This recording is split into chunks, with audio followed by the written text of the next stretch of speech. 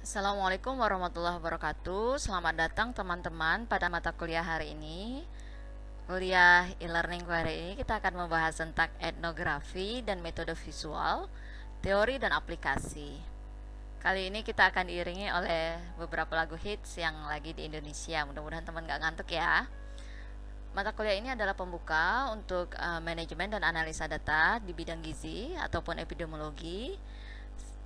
Tujuan sederhana kami bahwa teman-teman tidak hanya bisa mengolah data di kuantitatif, tapi juga bisa mengolah data di kualitatif. Perkenalkan, ini saya. Untuk yang belum kenal, alhamdulillah saya itu alumni S1 sama seperti teman-teman di program studi kesehatan masyarakat saat itu Fakultas Kedokteran Universitas Sriwijaya. Jadi saya angkatan kedua tahun 2001 masuknya. Lalu alhamdulillah S2 saya mendapatkan beasiswa ke Australia di University of Melbourne di bidang epidemiologi dan biostatistik. Dan S3 saya mendapatkan beasiswa dari negara Selandia Baru di bidang kesehatan masyarakat. Tapi di S3 saya ini lebih menantang teman-teman karena saya belajar kembali di bidang kualitatif, keluar dari zona nyaman yang membesarkan saya di bidang kuantitatif. Dan pada semester ini saya akan membagi beberapa pengalaman saya. Nomor kontak saya bisa dihubungin ini lewat Facebook, Instagram, atau lewat email ya teman-teman. Saya tidak terlalu prefer menggunakan WhatsApp. Silakan menghubungin saya via email atau via Instagram Messenger atau Facebook Messenger. Ini keluarga kecil saya bersama suami saya ketika kita selesai menyelesaikan S3 saat itu bersama 3 PhD junior kami, Quincy, Adila, dan Muhandas. Ini adalah beberapa buku yang sudah saya publikasikan lebih kurang 9 tahun terakhir. Yang buku pertama tahun 2011, lalu 2016 lebih kurang, dan sekarang sudah edisi ketiga pada tahun 2019. Buku ini penyakit menular, statistik kesehatan, aplikasi Stata dan SPSS. Dan sekarang saya berkolaborasi dengan teman-teman dosen muda untuk buku yang baru terbit dan insya Allah bisa diorder online, teori dan aplikasi penulisan karya ilmiah untuk mahasiswa kesehatan masyarakat. Dan saya menulis juga tentang analisa tematik dalam buku ini. Jadi lihat nih, sejarah saya rata-rata statistik. Nah sekarang saya ingin mencoba berbagi ilmu yang saya dapatkan di bidang kualitatif ya. Laper nggak nih lihat apa nih? Kapal selam. Menurut teman-teman, apa makna nenek moyang kita membuat kapal selam? Kenapa namanya kapal selam? Kenapa telurnya di dalam? Dan kenapa makannya harus bareng cuka dan harus ditenggelamkan? Dan ada timun-timun yang sangat lezat untuk kita nikmatin. Di dalam sebuah mangkok pun ada filosofi terkandung di dalamnya. Dan ketika kita compare, bandingkan dengan kapal selam ini, ada makna terkandung di dalamnya dari setiap makanan. Bagaimana kalau teman-teman melihat makanan bingen ini? Ini adalah makanan bingen nenek-nenek kami di kampung 13 Ulu. Apakah teman tahu namanya masing-masing? Coba kita tebak. Ada yang tahu ini namanya apa? Putu mayang. Saya kadang salah nyebutnya mayang sari. Putu mayang dimakan sama kelapa. Ini namanya kue pare. Ini betul kumbu. Ini gunjing. Si gurhi ini gunjing. Ini betul kelepon. Dan ini gandus. Bayangkan dari setiap warna-warni makanan tradisional ini ada filosofi terkandung di dalamnya. Malah kata nenek-nenek dulu, misalnya kita melamar seorang pria, melamar seorang gadis, kalau ada kuenya itu rasanya kurang, lamarannya bisa ditolak loh. Jadi itu filosofi banget gitu. Bagaimana seorang perempuan itu pada posisi yang terbaik dan harus diberikan yang terbaik, dan perempuan dan laki-laki itu harus menjaga diri baik masing-masing menjelang hari H-nya. Apa tuh hari H? Nah, saya tidak akan banyak bercerita tentang qualitative research, nanti silakan diakses mandiri apa itu penelitian kualitatif, dan mudah-mudahan teman-teman sudah mendapatkannya pada mata kuliah metodologi penelitian. Pada dasarnya yang saya ingin sampaikan bahwa penelitian kualitatif pada awalnya merupakan bidang di bidang antropologi sosial dan sosiologi dan berkaitan dengan ilmu sosial. Nah, kesehatan masyarakat ini teman-teman perpaduan antara ilmu sosial dan ilmu kesehatan masyarakat serta kedokteran komunitas. Jadi kita ada sisi sosialnya.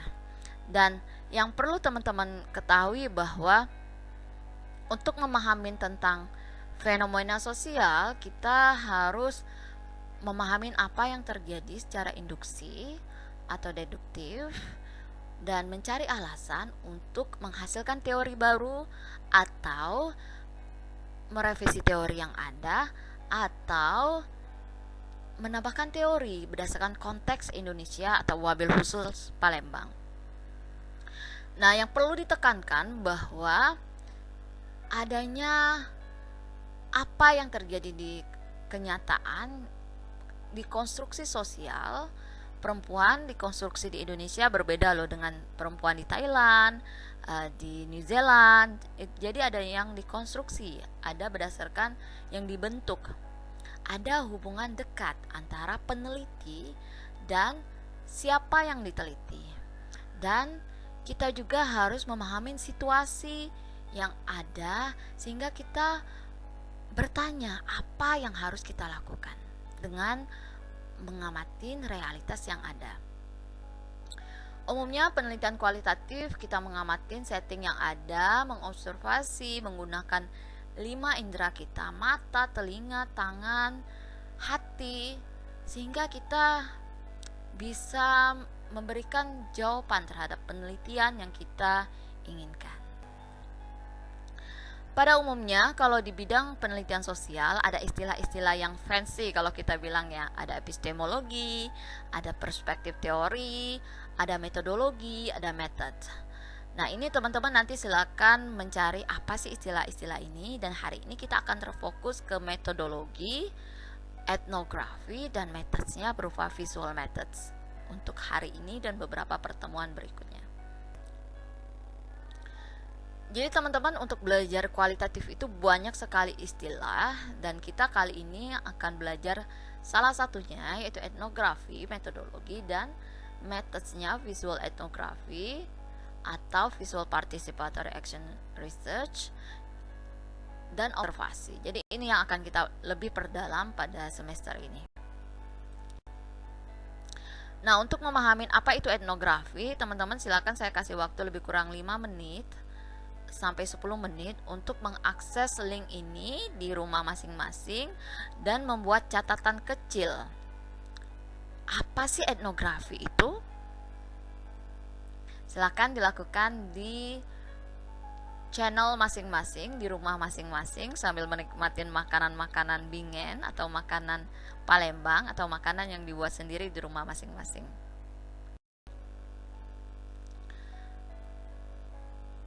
Baiklah, kita mulai dari apa itu definisi. Etnografi adalah jenis metodologi penelitian yang diterapkan untuk mengungkap makna sosial cultural dengan cara mempelajari keseharian pola hidup dan interaksi kelompok sosial kultural tertentu dalam ruang atau konteks yang spesifik. Sedangkan etnografi research adalah metode observasi yang sangat mendalam untuk mempelajari orang pada lingkungan yang apa adanya yang terjadi di masyarakat dalam sehari-hari. Jadi ada yang bilang ini adalah studi tentang orang, studi tentang budaya, dan juga bisa studi tentang apa yang orang makan. Nah, itu akan topik yang berkaitan dengan nanti tugas-tugas teman-teman untuk memahami banyak fancy words atau kata-kata yang akademik dalam keseharian untuk lebih mudah dipahami.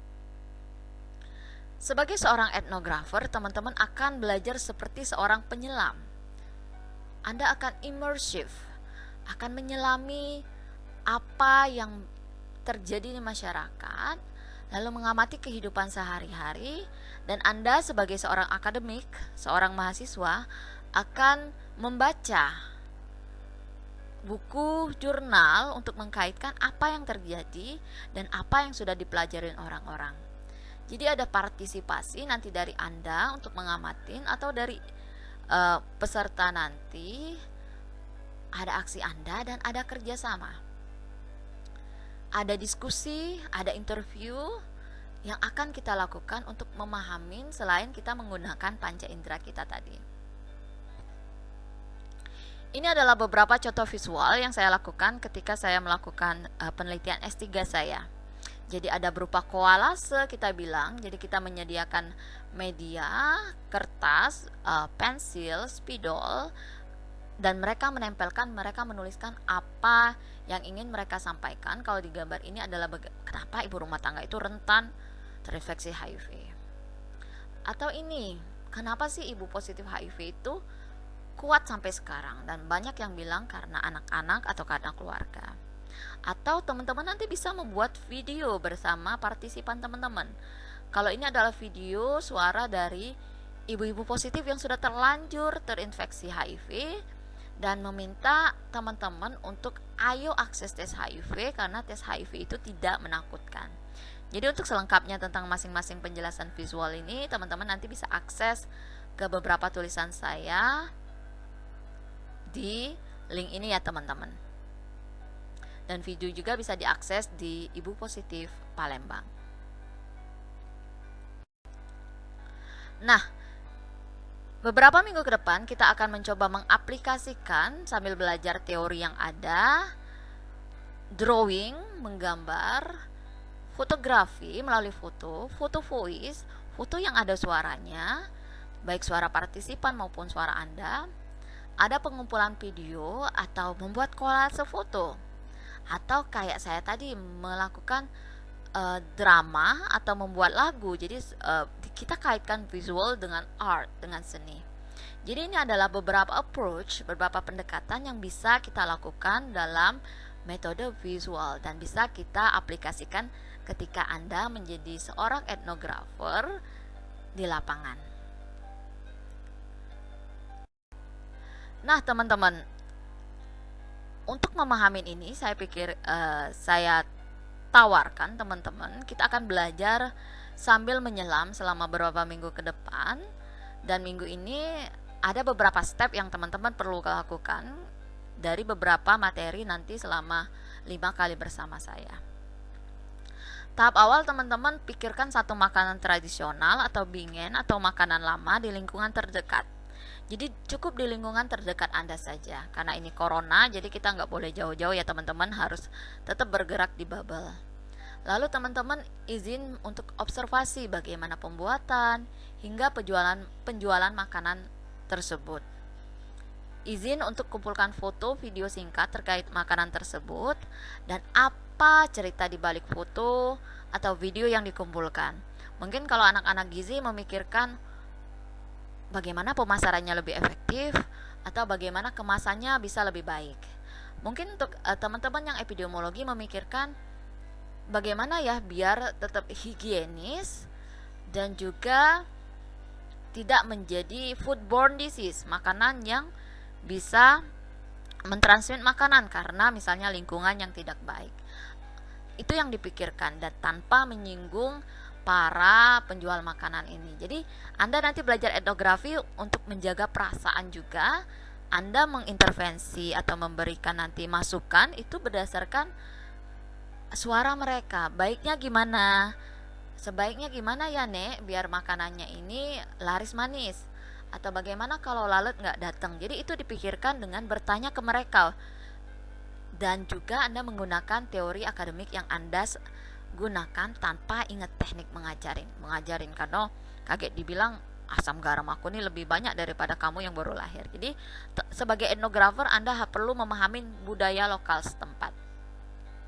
Lalu Anda bisa mewawancara singkat pembuat makanan ini dari misalnya ini ada beberapa contoh saja, silakan dikembangkan. kapan mereka memulai membuat kue, bagaimana penjualannya, dan apakah mereka mempunyai mimpi ke depan. Ingat, protokol kesehatan harus dilaksanakan ya. Kalau bisa nanti diskusinya di ruangan terbuka atau di halaman rumah sang pembuat kue. Lalu teman-teman bisa melakukan olah data yang Anda kumpulkan dengan metode tematik. Apa itu metode tematik? Kita akan pelajaran itu pada pertemuan keempat dan kelima. Jadi proses-proses ini teman-teman akan kita pelajarin per minggu. Misalnya minggu ini kita pikirin dulu, observasi dulu di lingkungan terdekat, makanan apa ya yang aku bakal ambil. Nah, cukup itu di minggu pertama. Untuk minggu kedua nanti kita belajar dulu misalnya tentang foto voice. Baru nanti teman-teman silakan praktek mengumpulkan foto dan video. Jadi kita belajar ilmunya sambil progres ya. Lalu kita bagaimana metode wawancara, mengumpulkan data dengan baik akan kita pelajarin juga. Dan pada pertemuan kelima kita akan mempelajari bagaimana analisa tematik ya. Jadi ini adalah progres yang tidak selesai dalam 1 minggu, tapi dalam lebih kurang 5 minggu nanti bersama saya belajar kualitatif. Jadi kita belajar dan langsung praktek ya teman-teman, biar ilmunya lebih bermanfaat nanti dan lebih mudah dimengerti apalagi di saat depan. Proses-proses ini akan kita menjadikan sebagai nilai ujian tengah semester, jadi berupa laporan catatan seorang etnografer, lalu video singkat seorang etnografer dalam pendekatan video visual, dan nanti pada akhirnya video akan diupload di Instagram masing-masing dan tag IG Makanan Bingen dan tim dosen yang mengajar. Untuk mencari ide, silakan teman-teman nanti follow IG Makanan Bingen, dan beberapa contoh sudah dibantu oleh para sukarelawan dari teman-teman mahasiswa gizi, Rizka, JJ, dan Sita, serta Jovita. Bagaimana sih mereka membuat beberapa video untuk kegiatan sosial kita, membantu nenek-nenek untuk mempromosikan jualanannya di virtual atau di media sosial, karena nenek-nenek udah pegang HP, udah ada bank, jadi kita anak muda yang membantu apa yang kita bisa bantu. Nah, itu juga ada beberapa kita buat cerita Makanan Bingen, silakan follow YouTube-nya dan silakan mencari ide-ide dari video yang sudah kita lakukan oleh para tim artis Bingen. Kita bilang untuk mencari ide. Jadi minggu ini cukup mencari ide dulu teman-teman dan observasi di sekitar. Terima kasih, itu saja dari saya. Kita ketemu di kelas untuk diskusi lebih lanjut teman-teman ya. Assalamualaikum warahmatullahi wabarakatuh. Salam cerdas, tiada batas untuk menjadi cerdas. Terima kasih.